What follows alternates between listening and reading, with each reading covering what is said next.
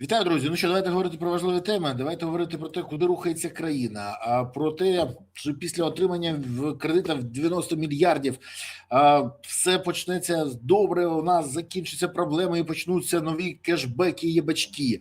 Поговоримо про заяву Буданова, який каже, що все маємо об'єднатися навколо вертикалі Зеленського. А щодо Донбасу є вже певне рішення, яке нас влаштовує.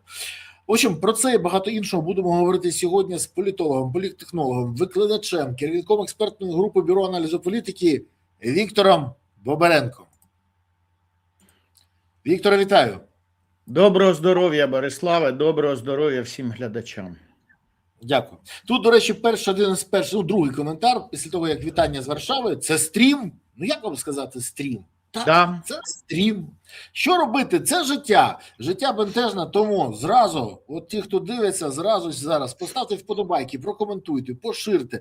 Напишіть, звідки ви бачите, дивитесь цей ефір. Напишіть місто, селище, країну, регіон. Пишіть, звідки ви. Ми завжди аналізуємо географію наших глядачів. Дякую вам, що ви активні і не пасивні.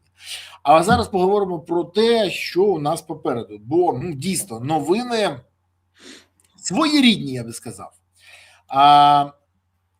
Ми отримали нарешті гроші. Україна отримала 90 мільярдів гривень. Поки що в документах. І обіцяють до кінця другого кварталу цього року нам їх передати. Це говорять, що в червні останній час, коли ми їх отримаємо. Хоча відверто зараз вже живемо в борг, витратили величезну кількість грошей, як взагалі далі, поки що багато чого не зрозуміло. І от, скажи мені, будь ласка, ще й на Росію наклали черговий пакет санкцій. Тож Україна частково, можна сказати, врятована. Тож секвестру не буде. Нас чекають чергові дійсно єбачки та кешбеки, чи не все так оптимістично? А на реформи для євроінтеграції варто чекати? Чи після того, як ми гроші отримали, Володимир Олександрович може сказати, та мать їх так, вони на паузі, як і Конституція. Ти що скажеш? Да, може таке бути. Вполне допускаючи, ми ж завжди прогнози робимо, виходячи з основних функцій режиму і виходячи з їхніх планів, їхніх стратегій, оперативних планів. І дійсно, якщо, тут саме головне не помилитися стратегічно, тому що стратегічні помилки дуже дорого коштують. От ми знаємо навіть з нещодавної історії. Путін в 22-му році думав, що будуть зустрічати танки квітами і караваями, там хлібом-сіллю. Помилився. Це стратегічна помилка, яка призводить його от зараз до поразки. Те ж саме Трамп подумав, що раз з Мадуро вийшло, зараз побомбимо трошки Іран і вони швидко здадуться. Не вийшло. Стратегічна поразка на рівні того, що недооцінили противника, недооцінили його ментальність, що ментальність, мабуть, іранців інша, ніж венесуельців, ситуація, там довго розказувати, я просто для прикладу. Так само і ми можемо завжди помилитися, якщо не розуміємо основну мету Зеленського. Ми, щоб прогнозувати, тому що навіщо ми взагалі оці аналітика, люди хочуть знати, а що ж там, які перспективи в майбутньому. Дурень той, хто скаже, от буде тільки так, а не інакше. Ми завжди мусимо розглядати кілька альтернатив, але тому що факторів, які впливають на політику, дуже багато. Дуже багато. Але основний фактор, який впливає на українську внутрішню політику і зовнішню теж, це те, що Зеленський хоче продовжити свою владу. І якщо ми хочемо робити якийсь якісний аналіз ситуації, що відбувається, і мало того, ще важче прогнозувати щось, вибудовувати альтернативи, що можуть бути отак, отак і отак, або ще отак. Ми виходити мусимо з якихось там парадігм, з якихось там факторів. І основний фактор – те, що Зеленський хоче залишитись при владі. Через вибори, або навпаки інша альтернатива – не проводити вибори. І треба оцінювати все, що Зеленський робить, говорить, тільки через цю призму. Саме головне, тому що якщо ви кажете, та ні, не про це ж він думає. Саме про це, він думає про це, лягаючи спати і встаючи. Це саме головне, все решта похідні. І що його там не колишуть інші проблеми? Колишуть. Але оце головна.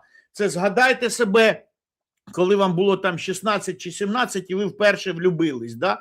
Звісно, уроки вчити треба, мама там задала там якісь задачі, посуду помити там чи ще щось, і це все теж проблеми. Але головна проблема, любить там Свєта чи не любить. Все, там, інших там, це заступає все. І так само в багатьох ситуаціях, якщо там дитина захворіла, не дай Бог, да? Там про що ви думаєте? Або там от недавно розказувала одна, залетів там син, вляпався в погану історію. Все для матері, інших думок, все інше там теж є проблеми, хліба купити, там ще щось, але ця проблема затулила всі.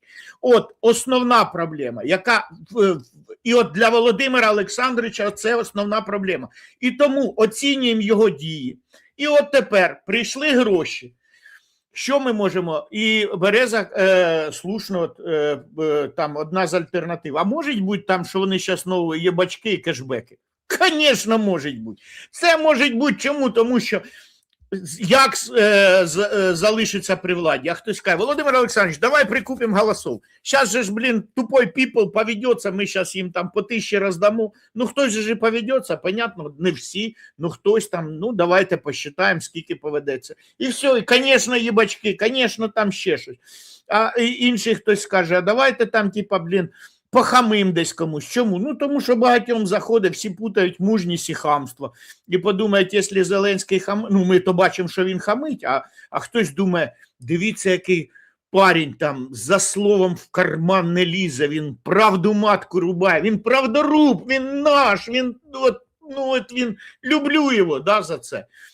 А насправді він там хамить. І тому ми, виходячи з цього, думаємо, що сьогодні він нахамить союзникам, там пригрозить комусь всередині України, чи буде роздавати бачки. І то варіанти. Там, мало того, ми можемо прогнозувати. Буде, звісно. І ще 90 мільярдів. Ми знаємо ще наступне, що оточення Зеленського, у них же ж хватательний рефлекс розвинутий крепче всіх інших. У них він навіть сильніший, ніж інстинкт самозбереження. От їм уже ж кажуть, хлопці, хватить, погано ж закінчиться. Почитайте в Вікіпедії, що таке суд Лінча, почитайте там історію України, революцію, почитайте, українці дуже не люблять от такі от штуки.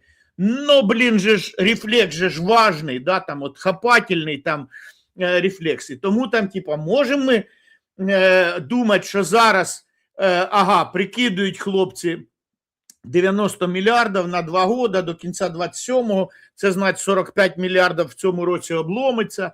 Почекай, не все так добре, там ще є проблеми. На наступний рік вже нема, на наступний рік вже відомо, що нема ще 22 мільярди, якщо я не помиляюсь. Угорщина відпала, Словаччина відпала, там ще деякі проблеми є. В цьому році теж не все закрито. Це сподіваються закрити. І ще одне, хочу нагадати. Ми отримуємо в червні. Ще невідомо, як це у нас зараз, ми живемо в борг, всі це знають. Але ж ті ж самі європейці кажуть, ці гроші йдуть переважно більшість на війну. Війну. Ці гроші на виробництво дронів, на виробництво снарядів, на ремонт техніки, на забезпечення Збройних сил. Це туди. Тож, якщо хтось звідти візьме гроші і перекине їх на єбачки, а загроза така існує, і європейці про це попереджають, то це не те, що менше грошей стане в бюджеті, це менше грошей стане на обороноздатність України. Оце головна проблема. І про це треба казати те. Ще одне, вибач, будь ласка. Я маленьке уточнення хочу сказати, що я зараз спілкувався з деякими європейськими, скажімо, чиновниками. Це чиновники саме.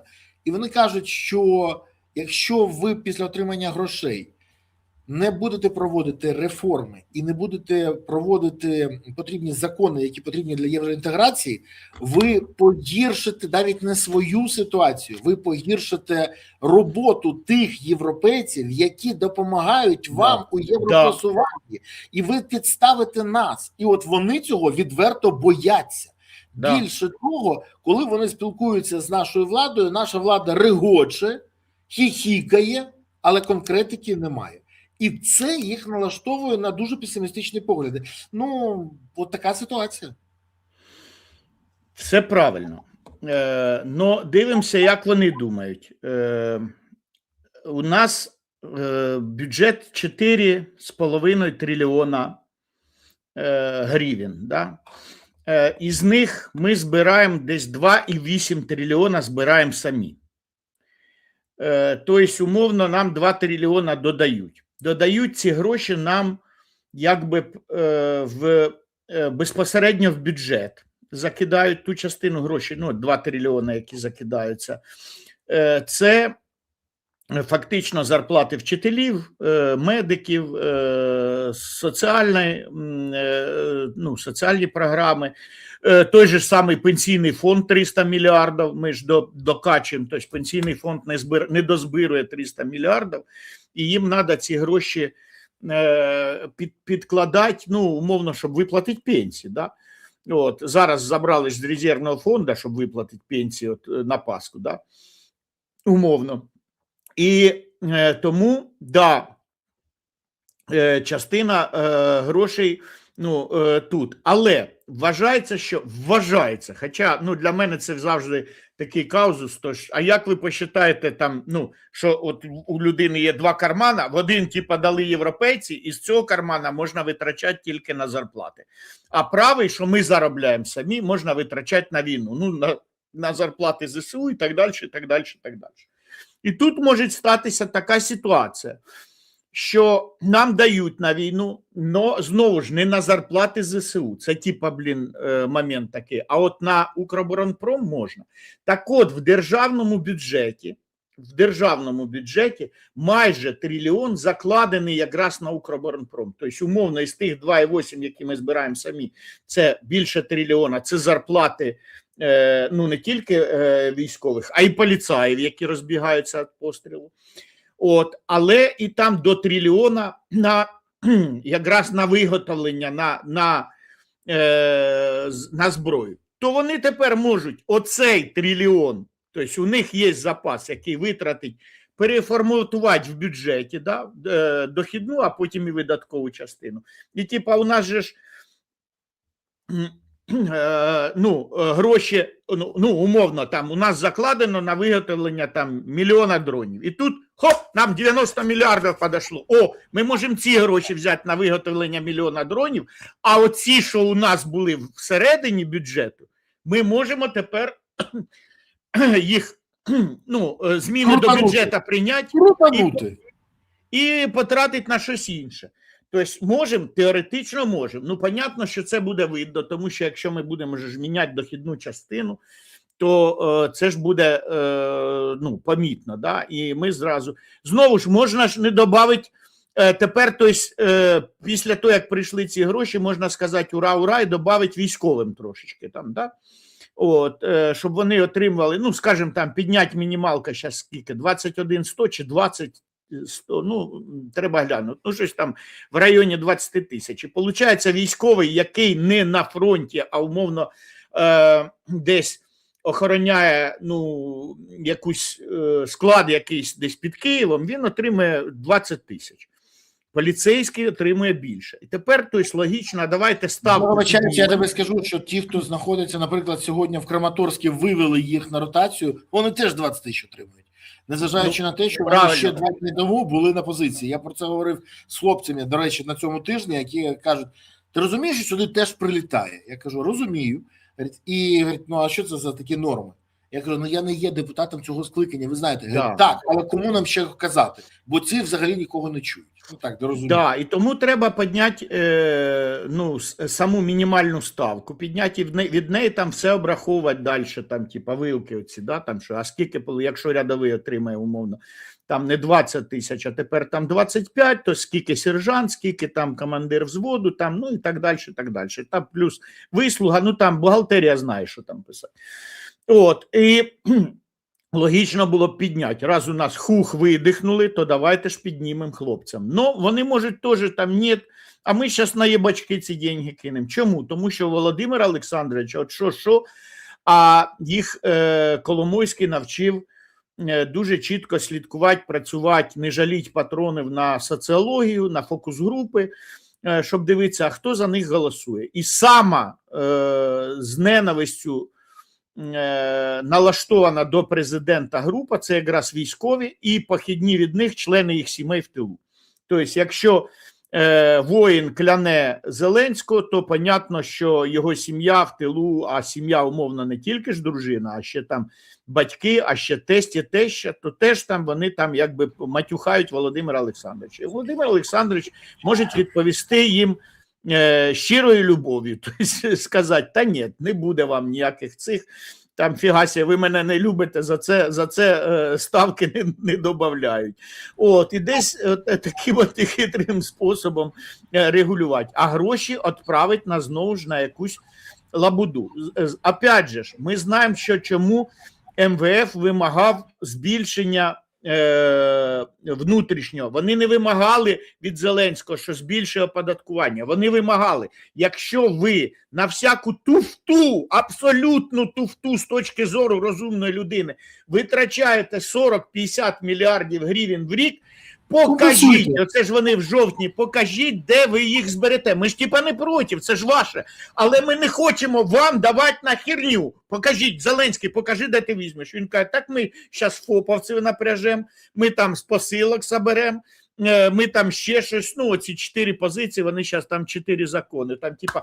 І Володимир Олександрович поставив свою підпис, а тепер каже, а тепер він виданню суспільному нідерландському він дає інтерв'ю, каже, ви ж знаєте, оце ж ви заставляєте нас, а депутати не хочуть голосувати за закони, де піднімають податки. Твою ж дивізію, так, блін, от воно, хамство самого вищого там левела, ну от більшого хамства немає. Ти ж сам запропонував, а давайте ми оце зробимо, щоб у мене було наєбачки. А МВФ, ну окей, це ви захотіли, блін, хазяїн-барін, да, давайте, окей. Підписали меморандум, а Зеленський каже, так ми погарячились. Ну так а чим ви думали в жовтні 25-го, коли ви це підписували? Чим? Ти знаєш, я з тобою погоджуюся, схиблений на єбачках і в кешбеках президент – це проблема для країни, але іншого немає, такого обрали в 2019 році.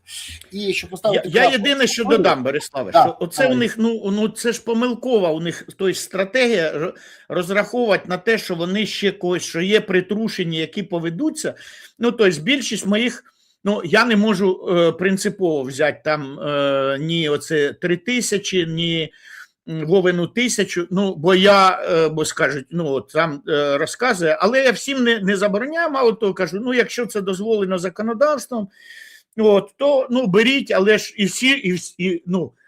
всі ж кажуть, що там, типа, ну, да, ну, але ж це не буде приводом, там, типа, о, величайший із величайших, ми будемо за тебе голосувати, раз ти нам дав 1000. Наоборот, всі кажуть, а Юліна 1000 була по Ваомі. Тоді просто долар інший був. От, і я всім якби кажу, беріть, але думайте. І почали ж досліджувати, в тому числі через фокус-групу, чи є взагалі категорія, яка буде вдячна. І ця категорія є. Але ця категорія, щоб ми зразу знали, це і так ті, хто влюблені в Володимира Олександровича, що я в нього влюблена, а тут ще 1000 подгон. От, але тобто це виходить, він не розширює свою електоральну базу, а тільки цементує наявну. А це вже початок колапсу, коли ви утримуєте оці 15-17%, які є серед вас. А українці, ну, війна зробила трошки мудрішими, вони вже не ведуться на всяку туфту. Розуміють? Ну, крім самих наївних. Так що так. Тут ще є та проблема, що гроші можуть ще хтось змінчити чи збаканити. І це, до речі, велика проблема. Так, от ми ж теж мусимо розуміти, що От крім того, що у нас є Володимир Олександрович, який думає, як йому залишиться в владі, є ж його оточення, яке ж думає, так, 90 мільярдів заходить, скільки, який откат? Який откат? І всі там, типа, а ну скільки ми можемо завести на свої прокладочки? Тобто, і поэтому тепер наша фірма, як вона там, Firepoint, да, там, типа, і всі закази її, або ще інші. А тут хтось приходить, а до мене недавно звертались люди, що там, типа, а ми можемо там теж кое-що, там, типа, я кажу, ну я вам допомогти нічим не можу. Ну, порекомендував, куди там постукати, які двері, але кажуть, кругом зайнято. Куди ви з своїми ідеями? У нас своє є. І саме гірше, що може відбутися. Скажемо прямо, це відбувається в усіх країнах в усі часи. Так було і в Першу світову війну, не тільки в Російській Федерації, а було і в Британії, було і в Франції, коли намагаються замовлення віддати своїм, щоб вони на ровному місці, от на ровному місці, у них же ж навіть законодавство допущено, що 25% можна ставити зверху. Да? Тобто, якщо собівартість дрона 4 тисячі, ви можете... 25% нікого не засмучує. Закладають 70, 80, 100%, 200%. А от тепер оце каже пан Борислав Береза, каже правду, що по-перше, можна не дотримуватися цього, а друге, можна ж актувати роботи, яких не було. Що ми отут вставляємо такий от чіп, ну, я в цьому мало розбираюся, але або приміру, програмне забезпечення створили. Да, програмне забезпечення. І на цьому роздуваємо, якби, типа собівартість. Ми кажемо, що от собівартість його не 4 тисячі, 6, а ми ще свою 1000 накидаємо 7, а насправді собівартість 3. Може таке бути? Вполне. Може. І тому виходить, що у нас прямо на очах за рік можуть з'явитися кілька доларових мільярдерів, у яких буде ще і ці статки будуть потім офіційними. Так я ж заробив. Що ви? Ну, в общем, життя стає веселіше. Подивимося, що буде далі. Друзі, я дякую вам, що ви дивитесь цей ефір. Дякую, що ви підписуєтесь, ставите вподобайки, коментуєте, поширюєте. Я сподіваюся, ви ж поставили в ту вподобайку. Я бачу, хтось написав, я і написала звідки і вподобайку. Супер. Але напишіть, будь ласка, ще в коментарях, звідки ви дивитесь цей ефір. Це важливо. От я бачу зараз Варшава, Дубна, Київ, Запоріжжя, Біла Церква, Куренівка, Торунь, Польща, Вінниця, да, зараз смотрим, Дворічна, Житомир, Львів, Васильків, Запоріжжя, Кам'янське Донецької області, Хмельницький, Харків, Дніпропетровська область, Свеса, Сумщина, Нью-Йорк, Черкаси, Рівненщина, Париж. Обожнюю ваш стрім. Це супер, нам теж приємно. Голосіїва. Я вибачаюсь, а де Троєщина? Щось не зрозумів. Харків вітає, Коваль, Волинь. Пане Бориславе, що зі справою Ваганяна? На паузі взагалі. Більше того, Ваганян мені зателефонував, каже, давайте робити ефір, бо є що розповісти, бо там щось відбувається дуже дике. Так що буде, скоріш за все, ефір. Це прямий ефір так зранку, кожну п'ятницю. Це такий ефір прямий так зранку. Вже декілька років. Так...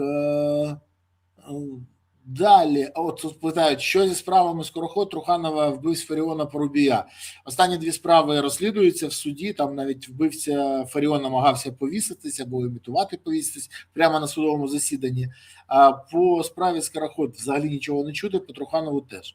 Вітання з Бучі, Куренівка, знову, Ерфурт, Київ, Англія, Миколаїв вітає, Хмельницький, Чернігів долучився. Так, Україна, це теж непогано, добре. Львів.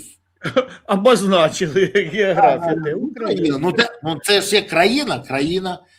Рівне, Чоколівка, Київ сегментується по районам. Шервудський ліс, що під Ноттінгемом. Сподіваюсь, це все ж таки... Робін Гуд вітання. Да. Хоча він називає себе Джо Великий, там був маленький Джо. Гаразд. Київщина, Харків, Львів, Москва. Ого. А що ви тут заблукали? Житомир, Ярмолинці. Ні, в Москві там теж наші є. Все нормально. Є. Але я все чекаю, коли Туапсе прийде сюди з Туапсцом. Полтава, Первомайськ, Троя. Нарешті. ТРО. Ну це, скажімо так... Дякуємо, що дивитесь. Дякуємо. Дякую, що захищаєте, дякую, що приймаєте участь в тому, що Україна вистояла. Кременчук, Охтирщина, Сумська область, Латвія, Кременчук, Фрайбург, Новгород-Сіверський район, Понорниця, Рівненщина, Тернопіль, Кропивницький, Дніпро, Ужгород, Кременчук, Крим, Україна. Дякую, що дивитесь. Запоріжжя, Одеса, Бердичів, Обухов. Пишіть, ми завжди вивчаємо географію наших глядачів. Пишіть, звідки ви дивитесь і куди закинула до. І поставте. А де то ж було, що з Чаду, да? З Чаду хтось причепився був. Був, да. Джамена, да? Так, ну, це дуже так, це важливо. Дякую. Поїхали далі. Голова Офісу Президента на Київському безпековому форумі зробив декілька... Це він був на форумі, що Яценюк проводить, да? Так, зробив декілька таких контроверсійних заяв, що навіть, скажімо, я сказав, ну, мене вчора запитували на ефірі, я кажу, ні, це я буду з Бобренком обговорювати. Дивись, каже перше, ми всі маємо об'єднатися довкола чіткої вертикалі, яку очолює президент України. Іншого варіанту не існує. Я вибачаюсь. Яка вертикаль президента? В нього навіть монобільшість на нього клала вже і отримує навіть свою суб'єктність. Ми спостерігаємо, що там вертикаль навколо корупції побудована. А Буданов, який таки каже, якому не дали жодної зробити заяви, і всі люди Єрмака на посадах. Ну, чому дивна заява. Але далі він каже, що до Донбасу є певне рішення, яке нас влаштує. Ну, перше, а що ж це за рішення? Домовленість вже є, бо інакше навіщо анонсувати, якщо росіяни вона не влаштовує? Тоді це не про що. І цікаво, що може влаштувати і нас, і росіян. Далі, українська розвідка слідкує за ситуацією в Білорусі щодо загроз для України, зненацька нічого не буде. Тут я розумію, але це фактично він дає ляпаса президенту, який каже, там є загроза. Почекайте, так що у нас президент взагалі верзе, що захоче і не розуміє, що відбувається. І він висловився проти володіння громадського короткостволу. Це громадськістю... Ну він же сказав, що тільки під час війни. Давайте відкладемо це питання. Але питання в іншому, він сам володіє, він може, інший ні. І от ще у понеділок проведе зустріч з керівниками фракції Верховної Ради, хоча не зрозуміло в якому статусі. Голова Офісу Президента зустрічається, ну якщо президент зустрічається, я ще розумію. Голова Верховної Ради теж, голова Офісу Президента. Давайте вже запровадимо посаду віце-президента. Ну це просто, я не можу зрозуміти, що відбувається. Є ж якісь норми, закон. Хоча у нас з 19-го року шоу відбувається, яке називається «Квартал». Взагалі, як можна все це прокоментувати? От ти можеш це дати коментарі цим заявам? Давай. У мене є дуже чітке розуміння, що і навіщо він говорить. Давайте виходити з того, що Буданов прийшов в Офіс Президента не хвости заносить. У нього на початку січня був вибір. Або його підуть, і він, ну як і Залужний десь просто, але вже ж як Залужного не випустять десь послом, а задвинуть десь, щоб він і не відсвічував, да? Або піти на Офіс Президента. Навіщо це було Зеленському? Як його вмовляли? Що потрібно укріпитися героєм війни. Типа Буданова багато хто вважає героєм, і тому треба десь його взяти. І плюс, а Мішу Федорова, от скажемо, у нас є красивий, є умний, там, типа, скажемо, що ми вже, щоб нас не путали з Єрмаком. Тобто такий собі ребрендінг, да? Раз інші люди, значить інший Зеленський, там, не трогайте нас, ми там до корупції там жодного відношення не маємо. Але Буданову забули дати повноваження. І навіть на переговорному треку, а Буданов йшов, Буданова, да, я думаю, що він це помилився, що він пішов, що краще було уходити з скандалом, але він пішов, тому що Буданов має, він же ж голова ГУР, там аналітичні здібності, понятно, що ж більші, ніж у Зеленського, і у багатьох там в команді Зеленського, да, де, скажімо, там дурні, но хитрі, да. А тут, понятно, що треба з аналітикою дружити, да, з логікою дружити. Він бачить, що на Росії все плохо, і що заморозка рано чи пізно буде, і там, типу, Буданов ішов, і він говорив, я зосереджусь на переговорному треку, і там, типу, щоб, потім хоп, там, типу, заморозка відбулась, і от Буданов вчора герой війни, сьогодні мир приніс. І Буданов же ж, теж розумний, десь щось соцопитування роблять, тобто він розуміє, що у нього як мінімум там 3-4 рейтинг. Якщо його партію там правильно вибудувати, якщо він не стає президентом навіть в цю каденцію, в нову каденцію, то він зберігає за собою, він же ще ж молодий, тобто там через 5 чи через 10 років там він перший там претендент буде, да?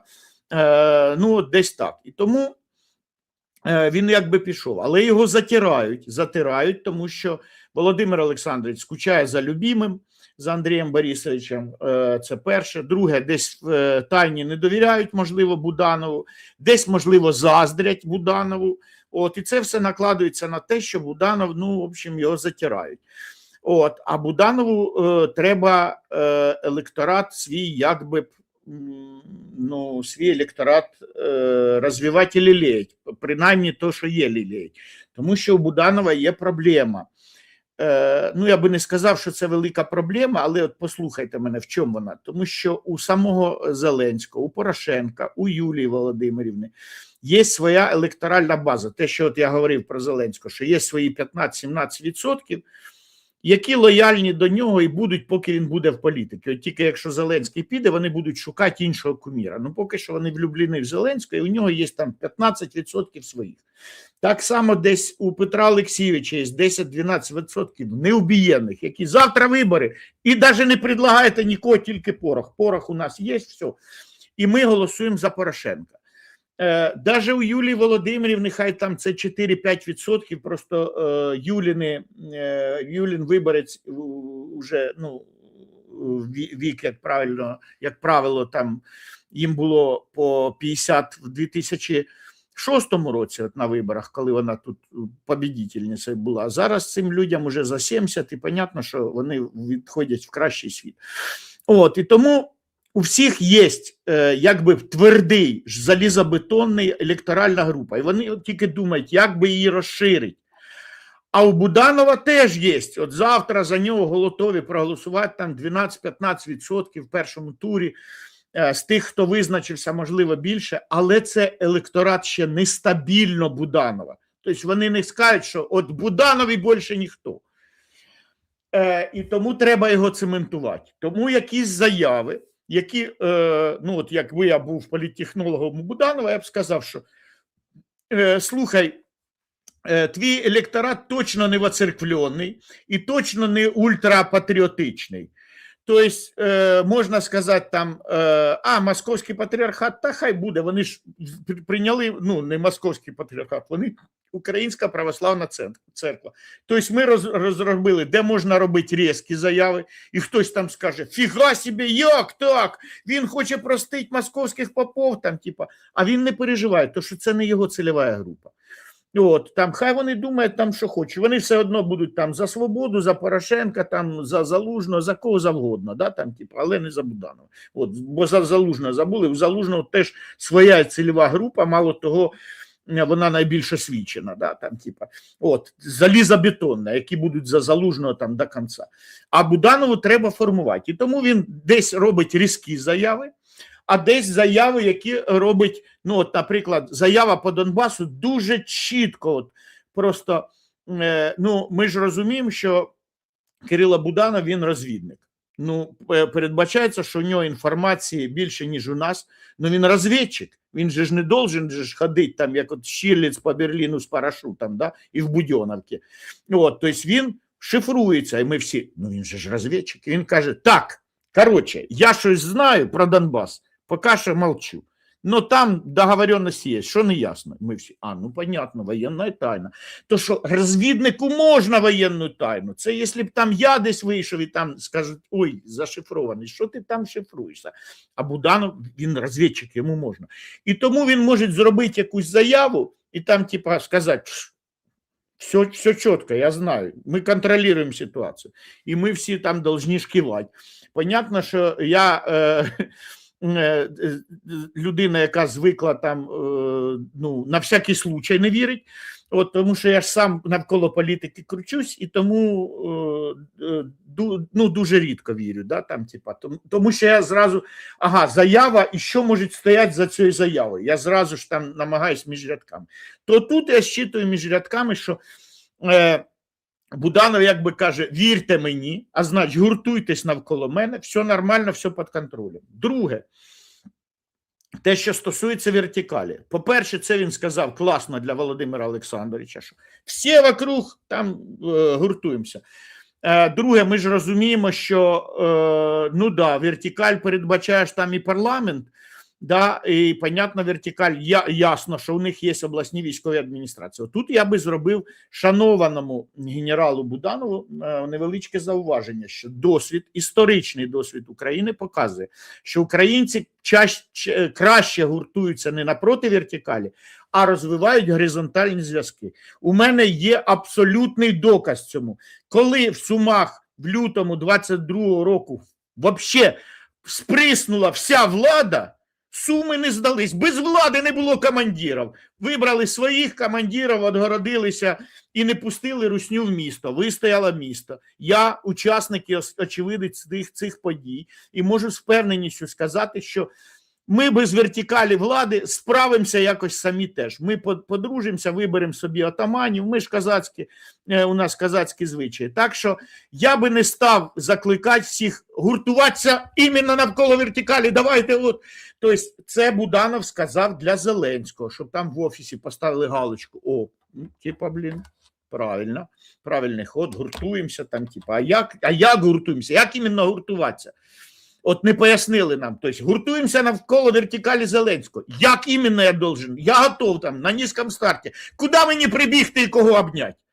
Зо мною обласна військова адміністрація Сумська боїться обніматися, то що для них це паліво. Ну, для мене це в першу чергу паліво, я не побіжу обніматися. Ну, допустим, я приходжу. Коли у нас круглий стіл недавно один відбувався, повинні були прийти там з обласної адміністрації і депутати зелені, ну, що у нас на мажоритарних округах, і узнали, що буде Бабиренко, і ніхто не прийшов. Сорвали захід. Чому там, типа, то, що, я зараз, прийду і їм там щелбанів надаю, не дам умнічать. От. Я звертаю увагу, що глядачі, знаючи, що буде Бабиренко, прийшли навмисно. От ти бачиш, цільова аудиторія в тебе. Обласна військова адміністрація даже бере, якщо б я захотів, дайте я піду їх обніму. Ми ж, Буданов вже закликав гуртуватися, я прийшов тут гуртуватися, а нікого нема. Все, вертикаль розсипалась. Дивись, це знаєш, я вибачаю, маленьку ремарку. В березні 22-го року ми разом з Євгеном Магдою запропонували Офісу рішення по співпраці і виписуванню програми повернення біженців. Ще раз, 22-й рік, березень. Разом з Магдою ми прорахували ситуацію, наслідки і пояснили, що необхідно вже починати співпрацювати з біженцями. Треба готувати програму повернення, програму мотивацію, взаємодію, адвокацію біженців на місцях, комунікаційні процеси, використання біженців як впливову масу. Ну, тобто ми підійшли науково до цього і запропонували рішення. Мені сказали, дивись, це геніально, це супер, але тут є береза. Я говорю, гаразд, беріть Магду. Ну і Магда. Теж, я говорю, почекайте, у вас нема того, хто може це зробити. Якщо зараз ми не зробимо, то з кожним півріччям буде все менше і менше тих, хто буде повертатися. Та наскільки там, фраза прозвучала, та скільки там та війна буде тривати? Ну і як? І от те, що зараз ми бачимо, це наслідки того, що дебіли, яких обрали у владу, не змогли прорахувати наслідки цих процесів. До речі, не тільки тих, багатьох інших. Тому, коли вони бояться з тобою спілкуватися, вони собі гірше роблять, бо вони ж не такі розумні. І в них не вистачає розуміння, досвіду, знань, а не використовуючи твої розуміння, досвід і знань, або інших людей, які є, вони ставлять себе в слабкішу позицію. І Україна від цього програє, на жаль. Да. А от, до речі, по Білорусі заяву Буданов зробив досить таки притомну, да? Тому що Володимир Олександрович Володимир Олександрович там кричить, там типа готується наступ. Але ж треба ставити себе на місто Луки. Лука, по-перше, що віддав полонених своїх, політв'язнів віддав на Захід. За це зняли частину санкцій, дозволили в тому числі там калійні добрива продавати там на Захід, там ще що. Лука ухватився, а тут Литва не пускає їх в порт. Вони ж в Клайпеді там побудували свою інфраструктуру, білоруси прямо в Клайпеді, да? Це ще ж колись давно. А тепер Литва каже, ні, йдіть лісом. От Лукай бігає з погрозами. Нас хочуть захопити, литовці хочуть, агресивна Литва хоче, мабуть, до Владивостока дійти. І з ними поляки там, щось таке. Він меле. Зараз я покажу, откуда вони хочуть напасти. Понятно, що це Лука робить. Плюс Лука ще робить це навіщо? Щоб показати Путіну і Сі Цзіньпіну. Пацани, я в строю, я готов к війні, дивіться, які у мене дерзкі заяви, там не списуйте мене, не думайте, що я колаборант, тут Трампу продався, там, за часткове зняття санкцій. Ні, там, я за наше там євразійське єдинення, там сміло стою. Тобто Лука робить заяви, тому що понятно, що йому треба зробити заяви, там і прогнутися перед Путіним заявами, і там десь попогрожувати Литві, що зараз там, я дурак, я контужений, пропускайте мої добрива туди на Європу, до Клайпеда, да, до інших портів. І Буданов сказав те, що там очевидно, і понятно, що у нього ж інформації дійсно більше, ніж у мене. Якщо для мене це очевидно, для генерала Буданова це понятно, що там, єресь, який Лука, сиди там тихо, тобто це він воздух сотрясає, там, він то ротом, то іншим містом сотрясає воздух, там, до цього треба так відноситися абсолютно абсолютно нормально.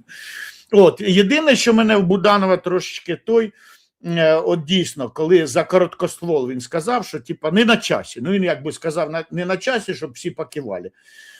І я думаю, що теж у Буданова дуже чітко вже дослідили ту цільову групу, що ті, хто агресивно вимагають зброю, це не його цільова група. І тобто він нікому дорогу не перейде, якщо хтось скаже, Тобто він працює зі своєю цільовою аудиторією, да. Він намагається... Я думаю, що вони якраз зараз промацують, щоб зацементувати якусь частину аудиторії за собою. Але вибач, будь ласка. І робить це грамотно. Але фраза щодо Донбасу є певне рішення, яке нас влаштовує. Це панти, які ми мусимо він щось знає, да. Яке рішення? Тому що яке логічне рішення? Або Путін, або ви виходите, або воюємо далі. Я думаю, що все і весь розрахунок був Буданова на те, що Путін не буде заходити в наступну зиму, що у нього не вистачить, просто не вистачить ресурсу. І тут Путіну прилетів білий лебідь, його прислав Трамп, війна в заліві, яка там ще, тепер якась жевріє думка у Путіна, що а вдруг получиться. Я думаю, що розрахунок був Буданова, і я би в лютому сказав, що Путін буде зупинятися десь до осені, тому що шансів провоювати ще порахувати Трампа, це як порахувати рулетку в казино, майже неможливо. Да. Скажи мені, будь ласка, друзі, до речі, дякую вам, що ви активні, ви дійсно сьогодні просто неймовірні, я дякую вам за це. Тут же знову троє вітає: Харків, Афіни, Вінниця, знову Харків, Полтава, Нюрнберг, Луцьк, Херсон, Крим. До речі, за це Крим окрема подяка. Вітання з Італії. Троє вітає. Троє. От відчувається, що на троє сьогодні щось запізно встали. Бо першими не були, але гаразд, радий бачити. Бо центр всесвіту повинен бути попереду всіх. Слава ЗСУ. Як я можу не підтримати це? Так, далі. Так. Тут уже далі. Одеса вітає, знову Одеса вітає, Дніпро, Вінниця, Слов'янськ. Друзі, я дякую, що ви пишете. Пишіть в коментарях, звідки ви дивитесь, куди вас закинула доля, де ви зараз знаходитесь, де ви наближаєте або чекаєте на перемогу. Місто, селище, країну, регіон, пишіть, це важливо. Дякую, що є. І, як завжди, окрема подяка тим, хто не забуває підтримувати ЗСУ, бо це надважливо. Дякую вам, що ви активні, дякую вам, що ви розумієте цю необхідність. Ще прохання. В описі цього відео є посилання на канал Віктора Бобренка. Скаже, як зав'яже. Підпишіться, знати будете більше. Це важливо. Віть, дивись, черговий напад на військовослужбовців ТЦК і черговий скандал з військовослужбовцем ТЦК на даху на Волині. Окрім того, знову була історія з ТЦКшниками в Одесі, де їх взяли СБУ і Нацпол. Але президент і Верховний Головнокомандувач Зеленський мовчить зі всіх цих приводів. Мовчить, наче лайна набрав рота і боїться озлотнути. А таких випадків стає все більше. Хвиля, просто хвиля. І от напад на Буковині на двох військових з ножем, це ж, давай відверто казати, це страшна історія. Народ бачить, що президент мовчить, нічого не кажуть. ТЦК теж бачить, що мовчить. І спокійно спостерігають. Окрема історія. Вчора вийшла у програми «Схема», страшна просто програма, про те, що одеський військом там збагатівся на декілька мільйонів доларів під час під час повномасштабного вторгнення. І пишуть про те, це про Аркадія і Богдана Васькевичів, що вартість там якась неймовірна вартість того, що в них є. Там навіть за рік вони заробили, там син заробив 1,5 мільйона гривень, а автівок в нього на 5 мільйонів гривень. Це для розуміння, за рік він купив. І там квартира в елітному комплексі. Все це викликає у людей реакцію. Але президент мовчить. Мовчить. І як нагадати Шоумену про його обов'язки перед державою? Скажи мені, будь ласка, чи він буде мовчати і далі? Да, буде мовчати далі. От знову ж, ми виходимо з того, що Володимир Олександрович хоче сподобатись виборцю. Він уже зрозумів, що не всім треба виборцям, а ті, хто готові за нього проголосувати. І от умовно та частина суспільства, яка там ухилянти, яка не хоче мобілізуватися, бо там ті, що сидять в СЗЧ, якась частина із них є симпатиками Зеленського. І тому він не хоче їх образити. От я поєдную ще це ситуація, яка сталася цього тижня, коли двоє поліцейських під постріли не кинулись не допомагати, не кинулись там в перестрілку, а втекли. Да, там хлопець і дівчина. Але і всі там, ой, боягузи. Найбільший боягуз в державі Україна – президент України. Чому? Тому що якраз мужність політика в тому, щоб обговорювати проблеми, а Володимир Олександрович боїться обговорювати ті проблеми, де він може втратити очки. І у нього ніколи нема позиції. От там, де позиція є чітка, там, українці, 70% українців проти виходу з Донбасу. І Володимир Олександрович мужньо і незламно: я не віддам Донбас там, тільки через мій труп. От, і ми бачимо, яка впевнена мужність. А от там, де треба там, сказати, що ти думаєш про цих поліцейських, що ти думаєш взагалі, от 290 тисяч у нас офіційно в СЗЧ, Береза каже, що насправді більше. От скажи, що ти про них думаєш, СЗЧ, що ти хочеш змінити для того, щоб їх повернути? Перше, друге, третє, четверте. Скажу відверто, у мене нема всіх відповідей, як нам повернути СЗЧ, або як змінити ситуацію, яку я бачу на вулиці. Ветеран війни, інвалід, знає там, що там СЗЧшник, там, а от там ухилянти, він їм там тільки, хлопці, там не висовуйте, сьогодні ТЦКшники лютують. Тобто сам повоювавши, відмазує їх. Ситуація, як на мою думку, там можливо неправильна, але я хотів би почути думку Володимира Олександровича. От що ви думаєте в цій ситуації? От як би ви поступили? Що б ви зробили? Нам важлива думка президента, що там нам робити з мобілізацією. Но президент у нас боягуз. І там, де він боїться нарушити оцю свою, знову ж, електоральну групу, він буде обходити це, і він буде мовчати, він в доміки, там хто завгодно, там за мобілізацію він не відповідає, хоча він відповідає, саме він відповідає. І всі ТЦКшники, ну хай не прямі, але там через 2, 3, 4 ступеньки, всі його підлеглі, це його підлеглі. Оцей одеський, що збагатився воєнком умовно, це там через 2 ступеньки підлеглий Верховного Головнокомандуюча. Володимир Олександрович, що ви про це думаєте? Як ви взагалі збираєтесь вирішувати проблему? От, знову ж Зеленський нічого не говорить нам про корупцію. Якщо він там каже, там ми сміливо там підемо там захищати небо Саудівської Аравії там, чи небо Дубая для нас святе. І ми ж думаємо, чорті що, може там у тебе в банках лежать гроші, може там у тебе запасний аеродром. От, а навпаки, він нічого не каже там, типа, що я поговорю з Бенджаміном Нетаньяху, хай видасть Міндіча. Нічого такого. Хтось чув щось про таке? Ні, не чув.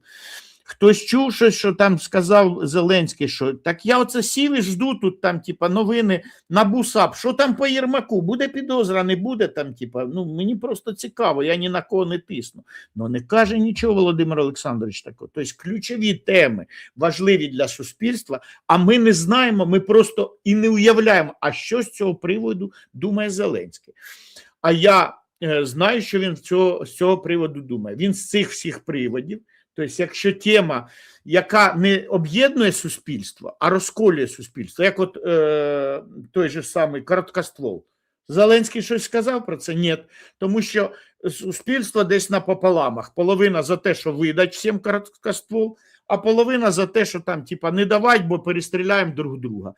От гадство в лютому 22-го не боялись видавати калаші, просто так, під паспорт, а то і там, де паспорт? Та дома забув, ну ладно, візьми. Калаш, принесеш же ж потім, добре, ага. Як твоє прізвище? Та Пупкін, ну хорошо, Пупкін, а ну покажи номер калаша, який видали. І не боялись видавати. А зараз короткоствол забуваємо видавати, тим більше, що там, типа, проблему, яку от я починаю піднімати, там, Володимир Олександрович, хочеться спитати, яка ваша думка, як ви думаєте, не буде у нас лютого треша після війни, от, коли прийдеш 100 тисяч людей, які вміють управляти бойовими дронами, да, там, типу, як причепити гранату і як його відправити. І от десь він прийде і скаже, а мені тут положено там 2 гектара землі в мерію, а в мерію скажуть, там, ми тебе туди не посилали, іди нафіг. І потім цьому заммера там, чи хто там директор департамента прилетить у вікно дрон. Може таке бути? Я допускаю вполне. От, що таке от в Україні після війни, там, що я кажу, що ну, ми просто не знаємо, ми попали в ситуацію, коли про безпеку забудьте взагалі. І не тільки в Україні. Ви думаєте, в Гагу втечете, а там такого не буде. Та буде таке саме. От, і Володимир Олександрович, що ви думаєте про це? Володимир Олександрович боїться сказати. Я, Віктор Бабиренко, заявляю, що найбільшим боягузом в державі Україна є не ті 2 поліціянти, вони всього-навсього куль злякались. А Володимир Олександрович цикливий наскільки, що він боїться сказати свою думку. Що ти думаєш, давать короткоствол, не давать? От Буданов не побоявся, сказав, молодець. Що я можу сказати на це? Ти зачепив тему з підозрою Єрмаку. Це питання взагалі дуже цікаве. Я тобі поясню, чому. Розслідування у справі Міндіча та Енергоатома триває вже понад 5 місяців.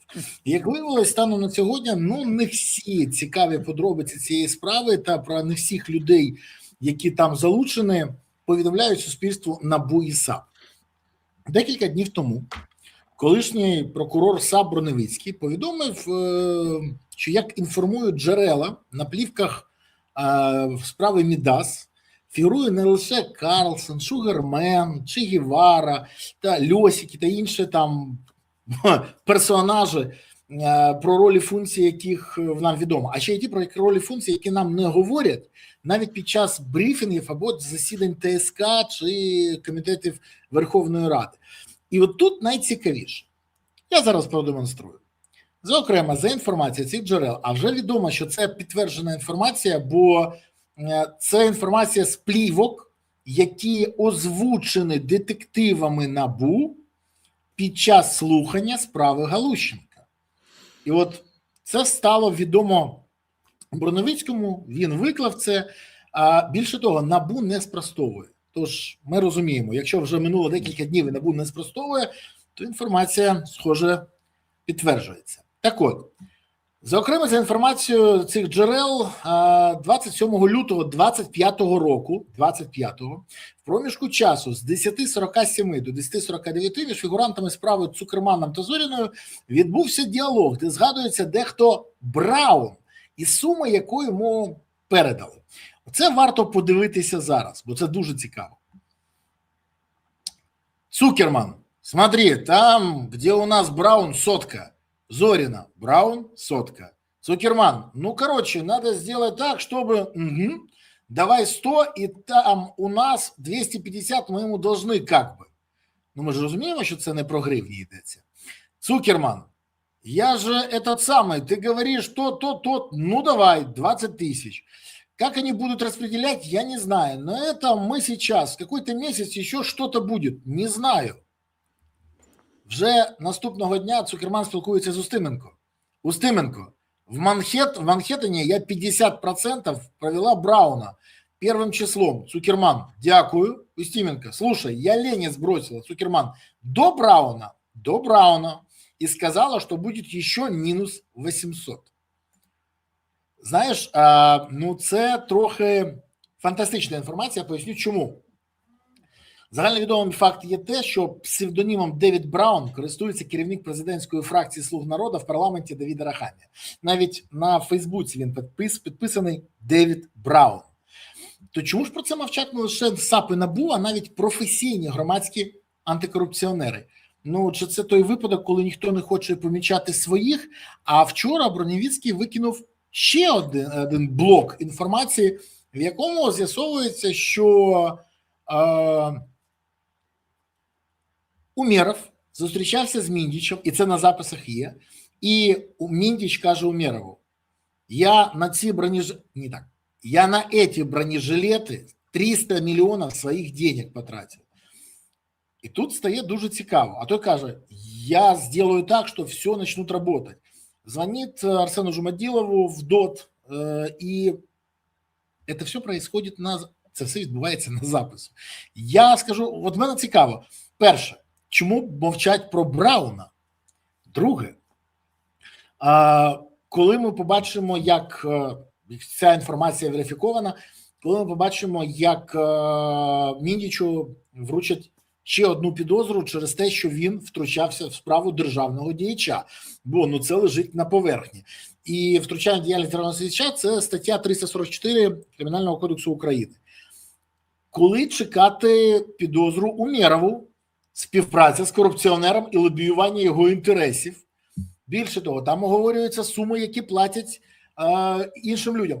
От все це, скажи мені, будь ласка, що у нас відбувається, і може тому у нас Єрмак не отримує підозру, що щоб НАБУ просто боїться завалити всю цю піраміду, яка з'ясовується просто пронизана корупцією? Ну, тут можливо кілька альтернатив. От одна з альтернатив, що просто союзники бояться, що якщо вспливе все гімно, то держава може посипатися, що коли воїни на фронті... Я вибачаюсь, я чув це двічі вже. Що от я тому і запитую, що НАБУ боїться висвітлювати це і кажуть, що дійсно, коли з'ясується, що відбувається і на якому рівні, то це може призвести до колапсу системи. В Росії всі розуміють, крадуть всі, від Путіна до Наришкіна, від Піскова до Медведєва, на всьому, чому тільки можуть. Крадуть так, що як в останній раз. Але вони нападають на нас. Ми захищаємось. І у них немає того відчуття справедливості, як українців. Вірніше, не так. У нас ну, у нас воно більш загострене до влади. Ми вимагаємо від влади, а там навпаки, там, типа, там русский завжди скаже, а ти би не воровал, і ти би воровал, ну і все, поэтому там, типа, Путіну положено, Геленджик же ж на що-то надо строїть. От, і тому вони там десь забороняють, вони там психують, коли комбат отпуск дає за хабар, да, там, типа, це їх от возмущає, а те, що Путін і Шойгу беруть, там, типа, ну, то не дуже возмущає. Це особливості руської ментальності, вона відрізняється від нашої, у нас є щось схоже з ними, але більше різного. От, але тут, ну, це перша версія, моя перша альтернатива, що навіть вплоть до того, що, скажімо так, що союзники натякнули НАБУ і САП, що вони, поки не буде заморозки, ставляться з розумінням до того, що слідство йде якби потихеньку, накопичується. Альтернатива номер 2, що це без огляду на союзників думають самі так набушники, що вони стоять на державницьких позиціях і що якби, щоб не збити цю хитку рівновагу, щоб у нас фронт не стронувся, тут в тил бить морди крадунам. От, і вони якби балансують. І альтернатива третя, ну така більш хитра, що НАБУ і САП розуміють, що якщо умовно там в вересні, там в жовтні заморозиться конфлікт, і вони викинуть все, то головними героями будуть вже не скільки воїни, а вони. Тож у них наскільки багато буде інформації, що вони зможуть зробити свою партію і умовно обійти в рейтингах і Буданова. От, і похоронить рейтинг Зеленського, але да. Вибач, але поки всі мовчать, ті ж крадуть і зменшують шанси України не то, що на перемогу, а навіть на вистояти. Да, і тому я думаю, що четверта альтернатива – це мікс всіх цих альтернатив. Мікс. Тобто і союзники якби розуміють, що десь треба смикати, десь треба протидіяти, але так, щоб ну, дуже обережно, да, там, типа, по ниточці цій ходить. І вони десь щось розуміють, і у них є політичні амбіції, це все намішано. Тобто це такі, як для мене, 4 таких альтернативи є. Я точно не скажу, яка із них, тому я схиляюсь до думки, що тут наміксовано кілька всяких думок. І я не знаю там то, що там, типа, а думаю, а як би я діяв? Тобто там, типа, любив вже правду, достав шашку і рубав. Ну, мені здається, що, ну, принаймні Єрмака б, да, але там, типа, якщо кажуть, Вітя, так посипеться все, там, типа, блін, побойся Бога. Ну, не знаю. Я і в собі не впевнений, як би я діяв, да, а тут от кожен хай от в коментах напишуть, як правильно діяти, да, коли ми розуміємо, якщо зараз возьмуть Єрмака, він скаже, так я односив портрету. А хто такий портрет? І він скаже, хто такий портрет. Прізвище портрета. То, що ми знаємо, що папа мафії, скоріш всього, портрет. І якщо всі почнуть показувати на портрет, а чи не посипеться підтримка наших союзників? От, то, що скажуть, а вони ручкалися з портретом. От, ну, не знаю. Я про себе весь час всю дорогу думав, що я якраз хлопець безкомпромісний, да? От, і там чуть що там, типа, головне в'язатися в драку, а там посмотрим, да, як ото у Наполеона. Але виходить, чи я, може, старший став, мудріший, тобто я 20 років тому я б не задумувався навіть. А зараз от мені от дуже цікаво, щоб люди сказали, як правильніше. Не знаю. А давайте напишіть в коментарях, дійсно, як ви вважаєте, яка версія має право на існування, що відбувається, чому ці люди, яких стає все більше серед тих, про кого мовчать, які керують фінансами в країні, політикою в країні, є учасниками цієї злочинного угрупування. До речі, я впевнений на 100%, не на 99%, на 100%, це безапеляційно, не тому що я якби там маю якесь розуміння чи знання, я просто чітко визнаю, як тільки зміниться влада і Зеленський втратить, всі ці люди втекуть. Всі. Жоден не залишиться в Україні. Тут Жоден. можу спорити, я Бориславе останнім часом кажу, можу спорити хоч на бутилку кефіра, хоч на ящик коньяка. Мені без різниці, але Вони всі будуть всі зроблять ці люди, які там є. Так. І І більше Девід того, Браун теж. це 100%. І потім для української влади через силові структури буде питанням номер один – повертати їх до України. І я не буду здивований, якщо будуть використовуватися методи, яким Ізраїль не повертав, а завозив нацистів до Ізраїлю. Зі всього світу. Я тільки недавно з одним фронтовиком ми сиділи і говорили про оце, що там треба використовувати методи Моссада, як вони повертали Ейхсмана, як ще щось, тільки так. Я тобі більше скажу, ти навіть не уявляєш, яка кількість людей готові будуть донатити на таку кампанію для того, щоб відбулося покарання. І жодна охоронна структура, жодні гроші не забезпечать цим людям ніякого майбутнього. Вони фактично вбивали українців, коли крали ці гроші. Бо Конечно. Кожна копійка, кожна гривня, яка не йшла на Збройні Сили України, йшла їм в кишеню і не давала можливості врятувати чиєсь життя, забезпечити обороноздатність країни. І це треба теж розуміти.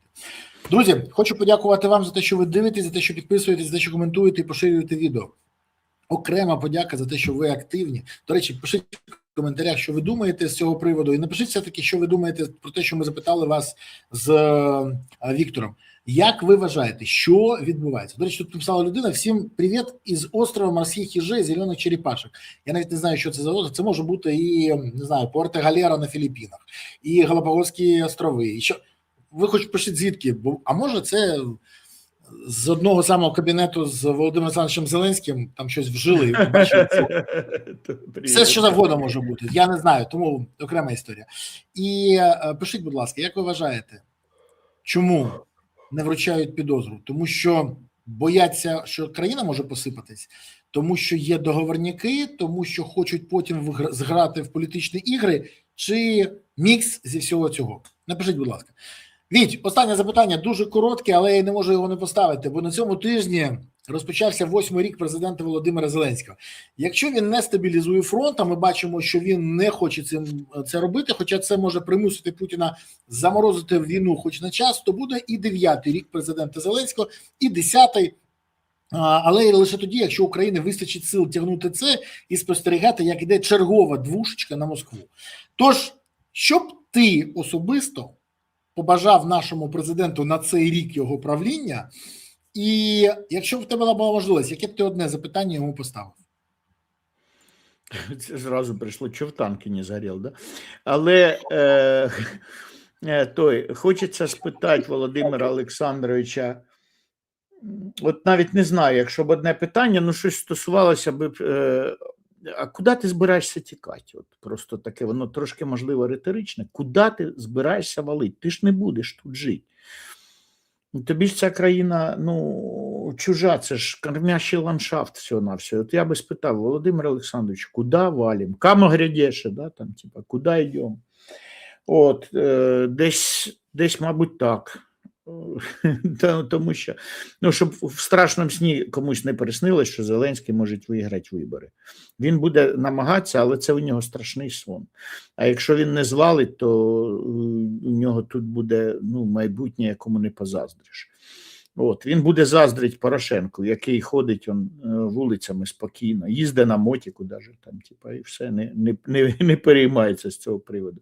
А Володимир Олександрович в Дубаях, не знаю, в Омані, в Голлівуді, в Австрії, Австрія не видає, ну, десь так. Чули недавно на озері Кома Соловйовські дачі порушили, там бульдозер заїхав. Ні, не порушили. Ця інформація не підтверджена. На жаль, не порушили, тому що Італія – територія закону. Але вони заарештовані, і, наскільки мені відомо, прокуратура веде зараз справу по питанню конфіскації з метою далі продажу, і гроші надішлються в бюджет країни. До речі, ще раз, в бюджет. Краще в бюджет України. Це було б краще. А не в бюджет, а не в кишені якимось близьким до керівництва країни людям, які потім відмивають на цьому гроші. Це, до речі, теж показова історія. Друзі, хочу подякувати всім вам за те, що ви сьогодні дивилися. Від тобі окрема подяка. Дякую, що сьогодні був. У нас якийсь сумний закінчення ефіру, але це життя. Буде і радощі на нашому Весна вступає в свої права, все нормально. Все буде добре. Дякую тобі. Тримаємося, ми переможемо. Так, пока. Друзі, дякую вам, що дивилися сьогодні, що підписалися, писали вподобайки, що писали звідки ви. І окремо про прохання для вас. Не забувайте, що головна сила, яка і єдина сила, яка забезпечує майбутнє для України, це сила оборони України. Це ЗСУ.